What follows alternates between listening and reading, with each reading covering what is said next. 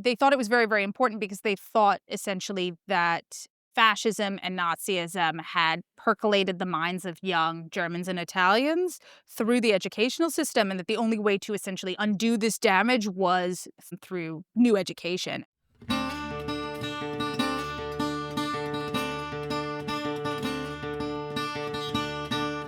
That was Dr. Daniela Weiner, a one-time postdoctoral fellow in the Concentration in Education and Jewish Studies at the Graduate School of Education at Stanford. Dr. Weiner is now a teaching professor of the humanities at Stevens Institute of Technology in New Jersey. Her book is called Teaching a Dark Chapter: History Books on the Holocaust in Italy and the Germanies, and it explores the role of education in the post-war projects of nation-building and the critical work of fashioning collective memory after a period of great upheaval. I'm Shana Hammerman, and this is Cite and Sound, the Stanford Jewish Studies podcast. Here we host conversations with scholars and artists as we explore Jewish scholarship, culture, and history. On today's episode, Daniela Weiner joins Ari Kelman, Jim Joseph Professor of Education and Jewish Studies, about her book and what 20th century questions about education can teach us today. In considering how collective memory operates, we present this episode recorded in the spring of 2025 in conjunction with International Holocaust Remembrance Day. We start here with a beautiful introduction to Daniela's work by Professor Kelman. And now, the conversation. It's my pleasure to introduce Dr. Daniela Weiner. Her book, as you may take from the title, is about textbooks. And her book is also about the decades after World War II. But in truth, it does a lot more than that, too. Or at least the resonances of the book carry forward far beyond its primary focus. It was hard to read the book about how nations debated how to tell the stories of their difficult pasts without thinking of some of the arguments that have surfaced in this country in the past few years. The 1619 Project, the removal of statues from town squares and names off of buildings, the events of January 6, 2021. How nations tell the stories of their histories is not just a matter rendered in textbooks for school children. It's a matter that cuts to the very heart of what nations are, how they talk about themselves and their pasts, and how they envision their futures. Those pasts and those futures, she found, can only be told in relationship to other stories told by other nations. And those stories don't always align, and it's often in those conflicts that things get really interesting. And there, too, in those contradictions and conflicts, we find echoes of the past in today. So the echoes between Dr. Weiner's book and the contemporary moment are uncanny, even while her historiography remains tightly focused on the events of the second half of the 20th century. To hear more about the book, we'll let the book's author speak for herself, Dr. Daniela Weiner. What, if anything, do you remember about your own high school history textbooks? Very little. Let's start with that. So what do I remember from my own high school history textbooks? Not that much. I remember that and this is perhaps resonant with what I found in my book, we didn't actually get through the textbooks very often. We didn't usually make it past World War II. In fact, I think we spent very little time on World War II, spent an enormous amount of time talking about the Russian Revolution. We really never got to World War II and very little past. And so I think that actually resonates with what I found in the book, looking at how the Holocaust and how the Second World War were narrated in the post-war Germany's and post-war Italy. That seemed to be a common refrain that I often heard, that people did not get past certain points in the book, or teachers avoided teaching certain chapters of the book. To a certain extent, I could also kind of relate to this because this was in many ways part of my own history experience. And when did you first have a sense that textbooks were a good way to understand, sort of as an entry point into this study of history? I had always been really interested in historiography. That had been something I would been kind of interested in and developed an interest in during my undergraduate studies. And then I actually took a break from doing history and taught in K-12 schools for a while. And when I came back to history and I started to pursue my PhD, the person who then became my advisor, Konrad Jarosz, said to me, it would be really great if you explored this interest in memory and historiography through the lens of textbooks. And so that bringing together the pre-existing interest in Holocaust memory that I had explored during my undergraduate studies, pre-existing interest in Holocaust historiography that I had explored during my undergraduate studies with my developed educational background, it seemed like a perfect unity. Can you elaborate a little bit about how the process of writing a textbook might differ from the process of writing the kind of history, like the sort of historiography that went into writing a book like this, or the books that you primarily read, like in your graduate training? So there were a lot more people involved in writing the textbooks, I think, than writing my book. I worked with 3 country contexts, Italy, and I worked with West Germany, and I worked with East Germany, and so it varied based on the country context exactly how the textbooks were produced, but often there were guidelines produced by the state, and in some cases, more than just guidelines. Often there were teams of writers working together, not in all cases, but often, or writers working in concert with their publishing house. I mean, I'm not entirely sure how much archival research went into the creation of the textbooks. When I was writing my book, I spent a lot of time working with textbooks, working in archives, like the papers, for example, of the occupying forces, the papers of various governmental bureaus. So I would say probably different sources were used and also different numbers of people.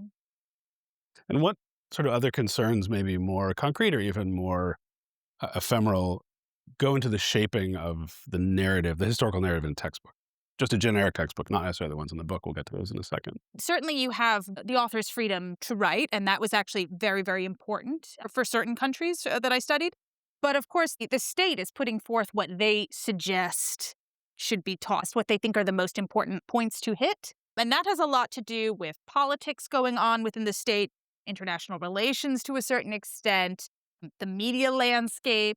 There were a lot of international textbook commissions going on as well. So you've got countries talking to one another, influences that went into the actual writing of the textbooks. And so take us to the where your narrative begins.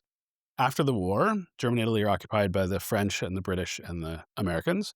How soon after the war did Italy and the Germanys begin to rework the history that was in their textbooks? When did they start thinking about how to craft their historical narrative and put it into the textbooks for schools? The process begins in 1943, so before the war actually ends. And that is because the process by which certain history, I would say, was stripped out. They were not writing new history to put in at that point.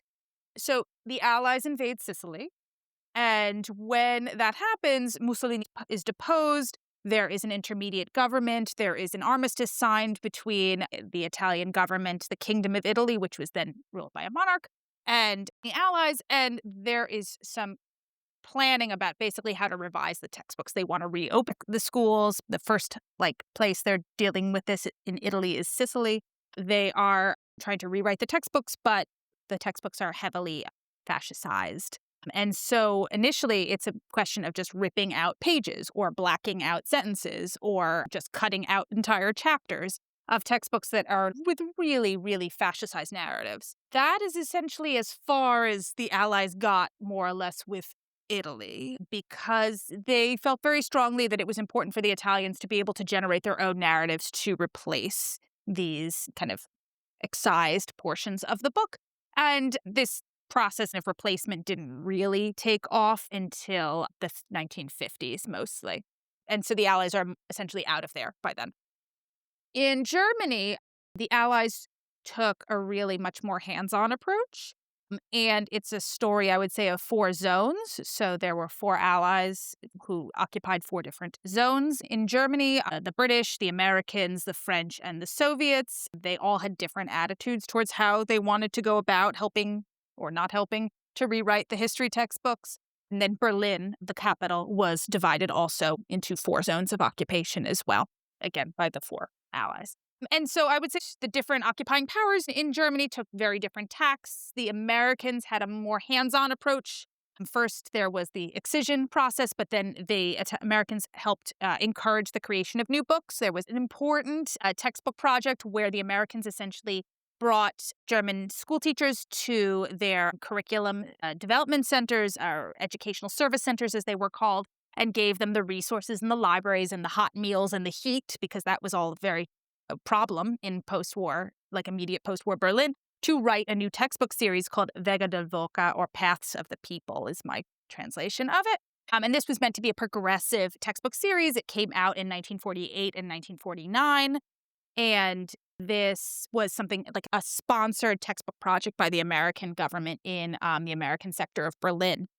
While the British were a little bit more hands-off, but they still were having a lot of committees meeting to talk about what should be in textbooks. The French printed their own textbooks, essentially, for their zone. And the Soviets set up a essentially a German educational ministry in their zone, and they printed textbooks from other Soviet countries until new ones could be created, particularly when it comes to contemporary history textbooks. So they all had very different, I would say, styles in terms of how they wanted to handle this. How did the American and the French textbooks differ in terms of their content? It was essentially like a French textbook translated and reprinted. While the Americans were often sponsoring the creation of books by Germans, but with, I'd say, American resources generally. There was this group of German emigres living in the United States who wrote this textbook series that was used. Well, all four of the zones considered it, and I think the Americans didn't actually want it in the end, or the German teachers in the American zone didn't want it in the end. And then I think it was used in the British zone and perhaps the French zone, but no one actually really liked it. Any of the occupiers really liked this textbook series. There was a lot of discussion back and forth. I spent a lot of time tracking what happened to these textbook series in the archives. Can you give us some insight into what some of the editorial scuffles were Sure. around the textbooks? I mean, that was probably that editorial. I'm not sure if that's a scuffle. There was a lot of grumbling about that particular textbook series that I mentioned. I found it fascinating because I found that essentially all four of the occupying powers were complaining about it for different reasons. And then there was an International Textbook Institute. It's now gone through many different iterations of names. I actually did a lot of my research there. It still exists. But there was an International Textbook Institute in Germany created in the immediate post-war period, and they put out a journal where they reviewed this textbook series, and they said it was, well, not pedagogically recommended, that it was very boring, essentially, and really was a very dry political history. It wasn't embracing new trends in pedagogy, which would focus on social or cultural history, and so that was a drawback for them. So I guess I'm not sure if that's so much of a scuffle, so much as muttering, lots of muttering about this textbook series. Muttering is good. Muttering's good. And how did the Germans and the occupying forces, if you could pull back from the textbooks for a minute and just talk about education, how did they each view, if you have any insight into how they viewed like education in the process of national reconstruction after the war? They were not given enough resources, and certainly a lot of the educational officers who were involved in this complained they didn't have enough resources. But the Allies thought it was very, very important.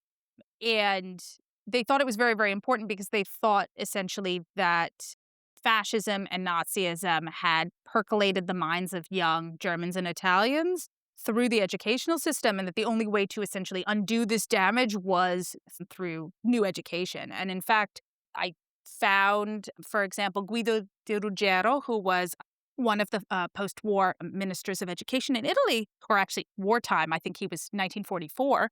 He says we need to essentially bring peace to Europe to kind of have a national rebirth. I'm paraphrasing here.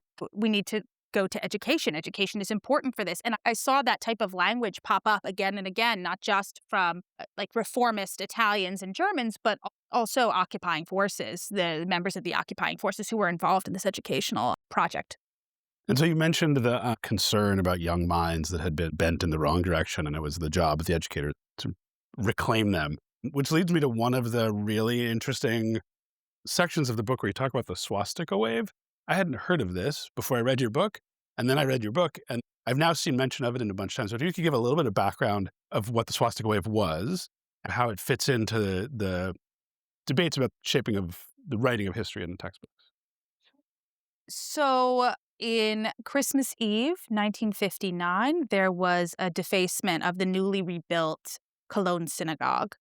And this set off a wave of defacements of Jewish synagogues and Jewish cemeteries throughout the world, not just in West Germany, but throughout the world. And in fact, the country that had the second most number of defacements was the United States immediately after this. And this became known as the swastika wave or swastika epidemic. And there was a lot of press coverage about this, not just in the German press, but in world press. The defacements were attributed initially to neo-Nazi youth. In fact, others hypothesized, contemporaries at the time, but also some present-day historians have hypothesized that, in fact, perhaps it was the KGB who did this to kind of set off anti-West German sentiment and to discredit West Germany. But it did spread, and there was like a wave of anti-Semitic defacements throughout the world.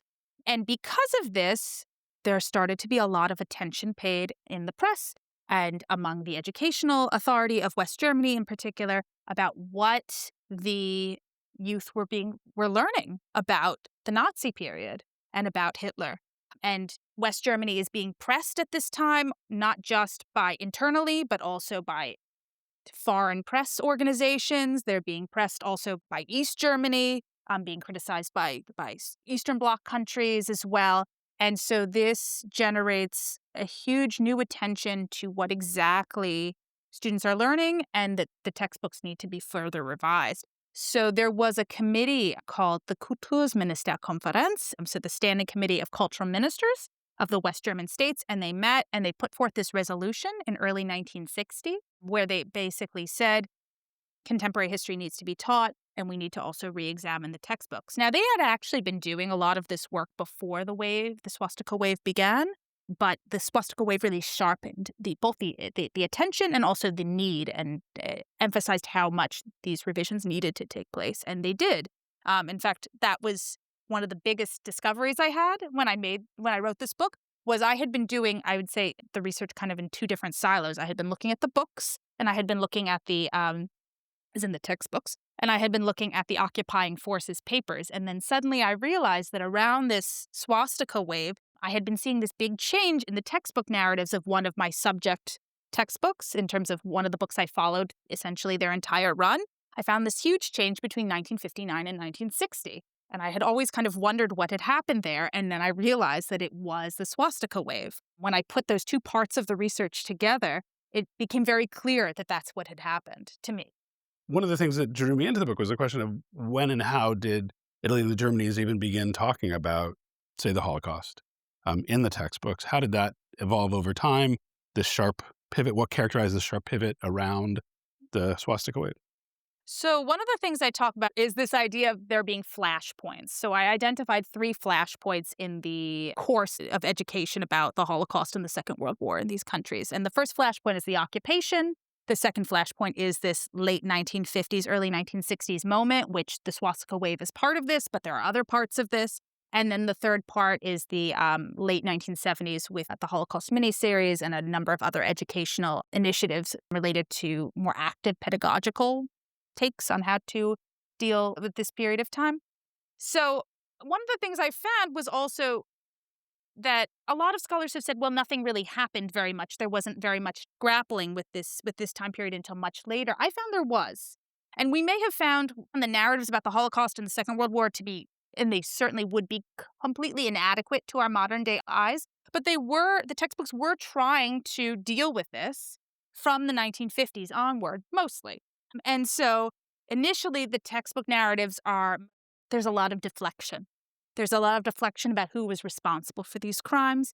Often it is, for example, in the case of the Italians, they say it's the Germans. In the case of the West Germans, they say it's like a very small circle of upper Nazis and Hitler, but they don't talk very much about the complicity of the broader population. And the East Germans point at the West Germans and say it was those capitalists over there.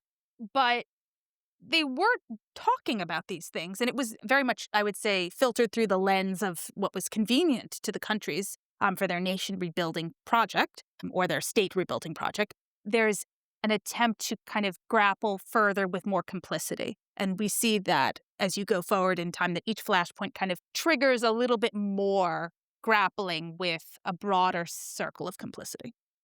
You mentioned changes in pedagogy toward the 1970s, which reflect, I think, more active pedagogy that's kind of sweeping the country. But could you talk a little bit more?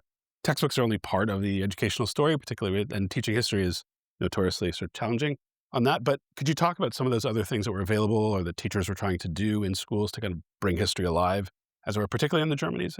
I call this living pedagogical practice. And this is what's really reflective of that last flashpoint. The last 1970s, early 1980s period is suddenly, it's not just the textbooks. In memoirs, we see that students are talking about memoirs of their schooling days. People say they started to watch films. They started to go, there was an increase in visits to concentration camp memorials. So in West Germany, for example, the federal state of Bayern or Bavaria is the first to really put forth some money for schools to used to take students to concentration camp memorials, and they offer money to schools to take students to the concentration camp of Dachau. And that really starts in the 1960s. But then when the Holocaust miniseries, the NBC Holocaust miniseries comes out, which was an American Holocaust miniseries, and then it's broadcast in Europe in 1979, the number of trips to the concentration camps skyrockets, particularly at Dachau. We have visitor records from that. So suddenly students are exposed to film. Students can go on trips to Holocaust memorials, as there are essay contests, for example, in West Germany taking place. When the Holocaust miniseries comes out, which I mentioned, in Italy there are class discussions about this miniseries. Primo Levi, who is a famous Holocaust survivor from Italy, is going to schools in the 1970s, and they're publishing his works, and there's like school editions of his works. And so suddenly there's much more as we go on in time from the 1960s to the 1970s. There's much more, I would say, in the surrounding culture to support these textbooks. Initially, the textbooks are really the only thing out there except for family memories. And then suddenly there's, I would say, a broader educational landscape as we move from the 1960s to the 1970s. Do the textbooks change in response? No. Interestingly, the textbooks kind of take on a narrative by the late 1960s, which they more or less stick with as they go forward. The big changes, I mean, of course, there are some changes, but the narratives are pretty well set by the late 1960s. And what are some of the sharpest points of difference between the way that Italy and the Germanys began representing the Holocaust over that time period? I think I alluded to that a little bit in terms of who the textbooks blamed, essentially, for atrocities. The Italian books are much slower in this process of talking about Nazi Germany and the Holocaust. They also tended not to talk very much about the persecution of Italian Jews, which was important, or the deportation of Italian Jews, or the Italian Social Republic, which was the Italian government that existed in the north of Italy from 1943 to 1945, which essentially collaborated with the Germans to deport the Jews in the north of Italy. So that is not really present in most Italian textbooks. Of course, there were some outliers. There are some progressive attempts at dealing with this history, but it's generally not the focus. The East German and the West German textbooks, like I said again, they had their own deflections as to who was to blame. But in terms of they have to talk essentially about the fact that Jews were persecuted. Although the East German textbooks have also really focused on the persecution of Soviet peoples, I would say. I have one methodological question and then some contemporary reflections. So methodologically, it's a comparative study of these three countries and with the overlay of the occupying forces on top of it, which makes it super interesting. So I'm wondering if you could reflect for a moment, what were you able to see by doing comparative work that maybe had you just stayed in West Germany or just stayed in Italy might have eluded you? I think there were a few things I was able to see from doing comparative work. One was that there was a common arc between all three of the states, this kind of flashpoint, I would say, schema that I just talked about. And I thought that was really interesting because it reinforced to me that it wasn't just in one country that there was early engagement with the Holocaust. Often scholars will say, well, there wasn't really much going on until later in this 1970s or 1980s education about the Holocaust. And so it reinforced to me that throughout Europe there was, or at least throughout Central Europe and Western Europe, there was engagement with this, what we would now call the Holocaust. Of course, they were not using that term at the time. The term the Holocaust does not emerge until the 1970s. And in fact, even in Italy today, they don't really use the term. They use Shoah. But there were kind of grappling with this, even if they did not represent it or use the same words that we would use it today. Another thing that really became clear to me by looking at the three countries together was that East Germany was in some ways a pedagogical forerunner. So we think of East Germany as like being very much controlled by the state, and certainly they was much more centralized in its educational system than the other two. And this idea of often it's represented in scholarship as well. They didn't talk about it, and there was never a discussion of the racial dimension of persecution.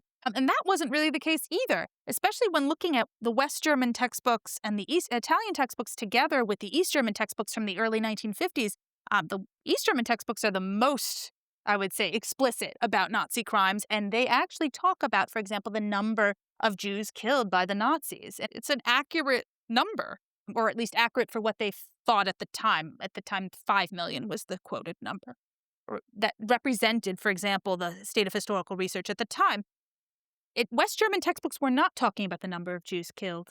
Italian textbooks were not talking about the number of Jews killed at the time, at this 1950s moment. So looking at this kind of comparative way, for me, for example, brought up new information about how East Germany really dealt with the Holocaust. So you wrote the book, the first part of the book, as your dissertation, right? Started much before the current moment that we're in. But it came out at a time when questions of national identity and memory are very much in the public and I think on a lot of people's minds. So what lessons do you hope that contemporary readers can take from the study as we're trying to sort of feel our way through this moment? Can I read a small portion? Sure. Okay. The conclusion to the book was written after the dissertation portion of the research. So I think it speaks well to this question. What can we take away from looking at this multi-stage 45-year process of educational Vergangenheitsbewältigung, coming to terms with the past? What can we learn from this history lesson about history itself has been written and taught? We can see that the process is long. Although many historians place the true beginnings of Vergangenheitsbewältigung in the 1960s or 1970s, we can see from the textbooks that the process began much earlier. We can also learn that the process is often halting and sometimes cyclical. A controversy spurs popular debate and discussion on the subject. Educational materials are revised to better achieve the goals of Holocaust education. And then there is a period of quiet while the materials either do or fail to do their jobs before a new controversy is raised. This cyclical nature is particularly evident in the West German case, with reforms prompted by the swastika epidemic of the late 1950s, followed by the changes introduced around the time of Dieter Bossmann's study of the late 1970s. We can also see that the process is never complete. There will always be setbacks. Some students, influenced by family memories or other factors, may fight or fail to internalize more progressive narratives about culpability. Some politicians may advance narratives that have long been abandoned in schoolbooks. Some advances may take place for the wrong reasons, for example, Erich Honecker's decision to emphasize German Jewish heritage to improve trade relations with the United States. But education overall can help move the needle on what types of discourse are acceptable and not acceptable. School history textbooks and history education in general can serve as important tools of societal repair. Join me in thanking Daniela Weiner.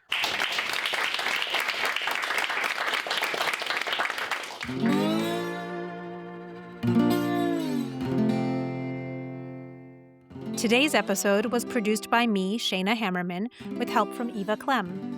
Sound editing and design by Romy Kiorian. Original music is by Jeremiah Lockwood. Cite and Sound is a production of the Toby Center for Jewish Studies at Stanford.